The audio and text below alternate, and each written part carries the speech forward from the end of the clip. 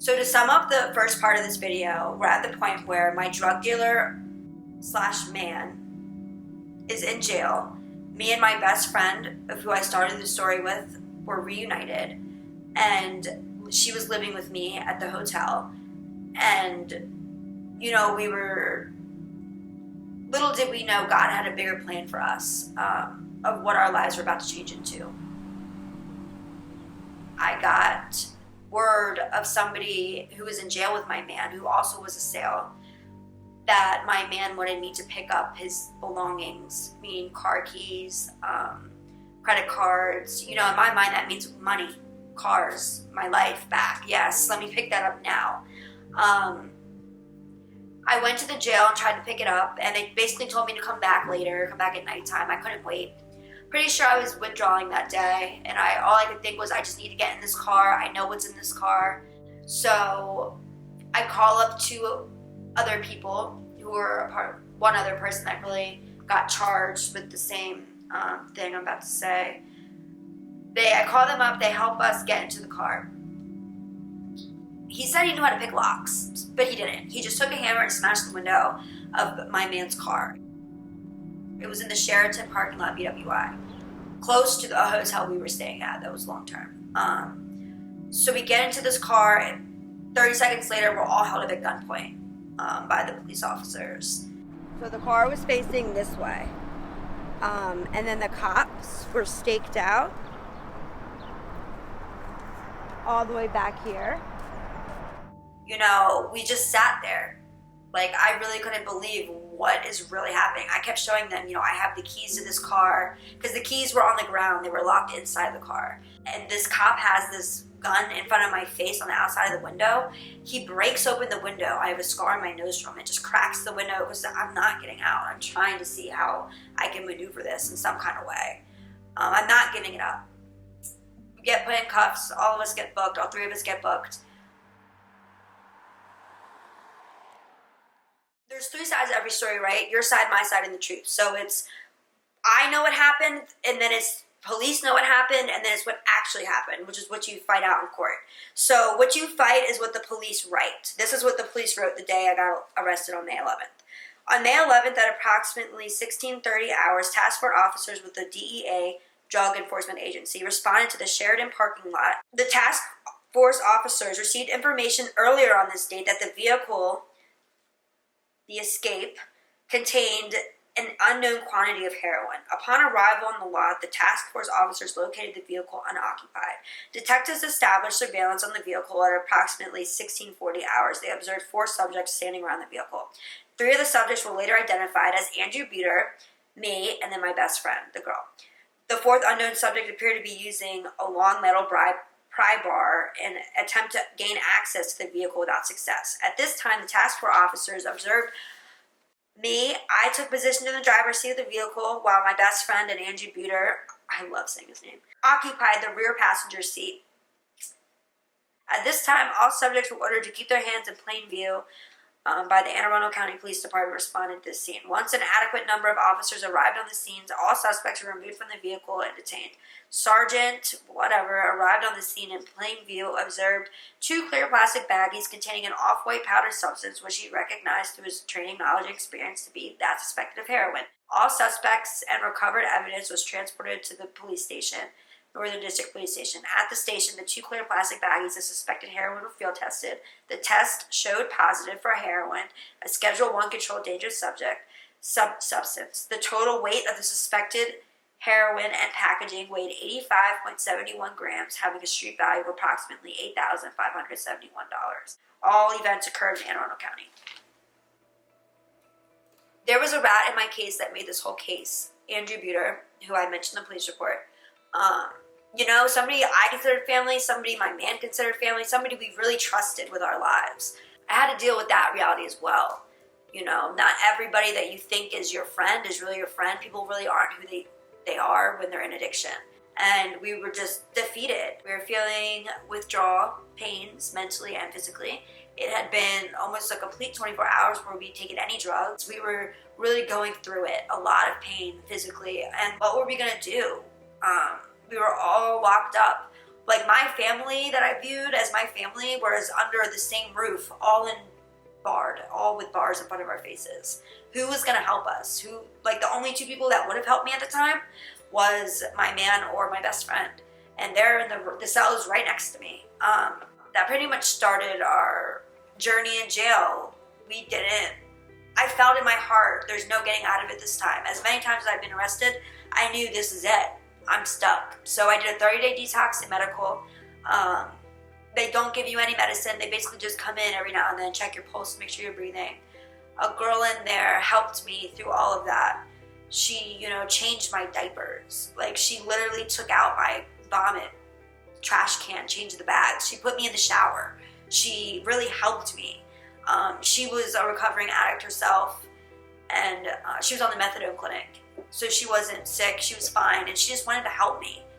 It was like an angel was sent down to help me. So that really changed my mindset. So that changed the way I looked at addicts coming into jail, because it's very quick for girls to forget where they came from. Once you get sober for a little while and you see an addict come through and they're going through withdrawal, it's just disgusting. Get it away from me. I don't want any parts of it. Like, you're forgetting you didn't go through this yourself. And if you had never gone through it yourself, you probably could never relate or understand what we were going through in that moment. I never forgot where I came from. Any addict that I saw suffering coming in from withdrawal, I would do the same thing for. I'd help them.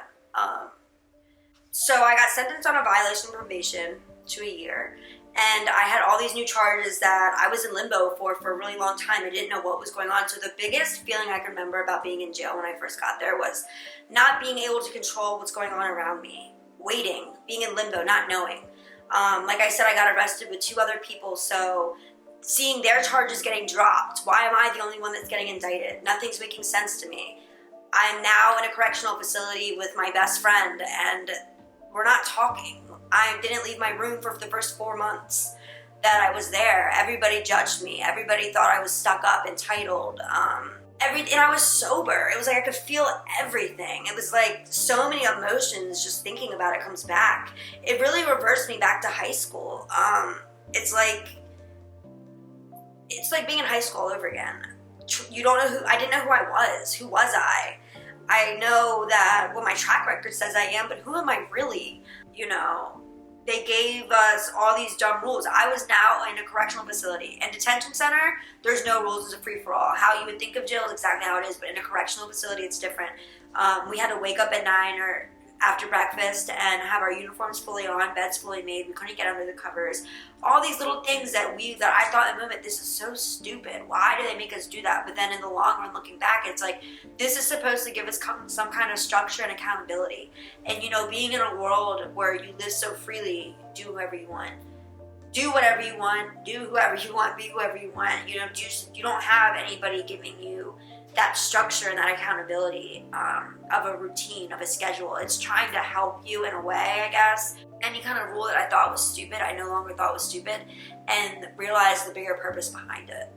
This in jail is when it really changed my whole mindset. Like a spiritual awakening happened. Again, I've always had this sense of I feel different. Why am I always different? I'm adopted, number one.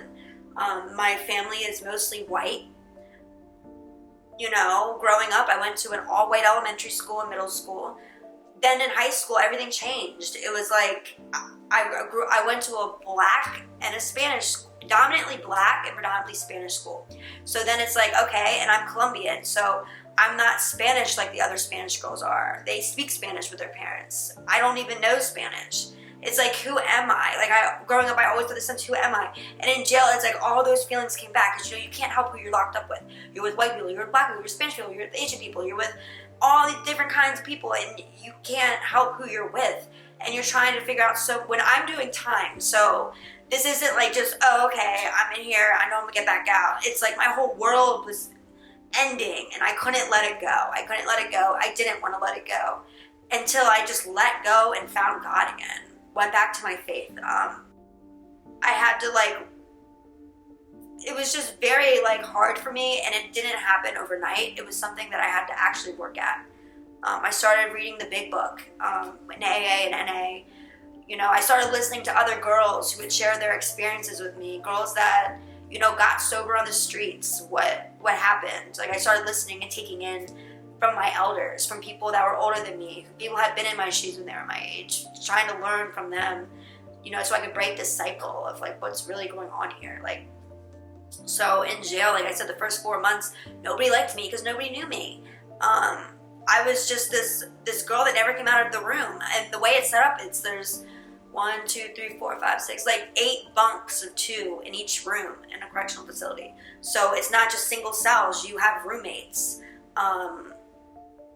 They're constantly changing. People are constantly getting bailed out. They try to separate the sentenced people. So once I got in my working room, I think that's when I really started making the friendships that I still have today. Once I got in the working dorm, it was something more permanent. Those girls were sentenced. Those girls had bigger sentences than me. It made me really come back to reality. Like, you know, other people, it's not all about me. We gotta all coexist somehow, right? So I made relationships in jail with girls that I still have relationships to this day with. For the first time in a very long time, I actually made real friends. Which is the craziest thing. Who would make real friends in jail? Some of the realest people I know I met from jail, to this day. You know, girls that were like me on the streets, you know, girls who went to the same high school as me that I didn't even know. Girls who weren't into substance abuse, but living in Baltimore City and it was in their community, so they could relate. You know, I just did my sentence, did my time. You know, it was easy at first, and then it got really hard at the end.